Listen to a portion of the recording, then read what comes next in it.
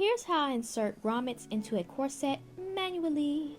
I will buy the handheld grommet tool eventually. Here are the supplies.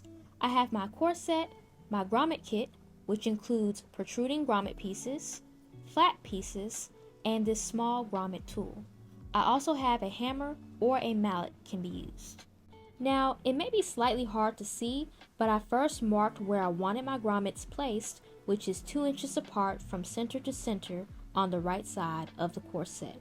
Next, I'm going to pinch one of the placement dots I marked and grab my scissors, which I forgot to mention in my initial supply list, by the way, and make a small slit. I am now going to make mini slits around the small slit to turn it more into a small hole. This is just my preferred method. The hole cannot be bigger than the inner circumference of the grommet. Here's what the hole looks like so far. I am now going to take one of the protruding grommet pieces and place the protruding side down on top of the hole, making sure the hole is in the center as so.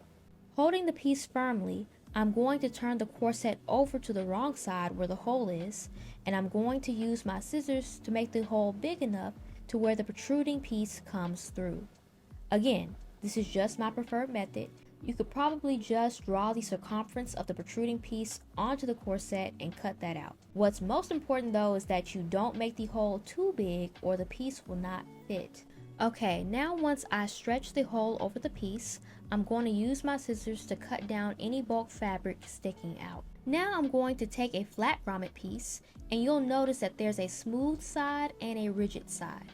Place the rigid side face down on top of the protruding piece. Notice that the protruding end is sharp feeling. The goal in the end is to make it feel smooth. Place the corset down on a hard surface, I'm using the floor, and take the wider end of the grommet tool and place it in the grommet. I will now grab my hammer and hammer the grommet tool slowly and carefully, despite this part appearing fast and sped up. I also lean the grommet tool towards me as I am hammering it because it tends to work better. Now let's take a look. You'll notice that the protruding end is now folded down on itself, causing it to be smooth to the touch. Because I lean the grommet tool towards me as I hammered it, usually only one section is smooth, so I need to hammer around the grommet to make sure it's completely smooth, like this. I kept repeating the process, and voila!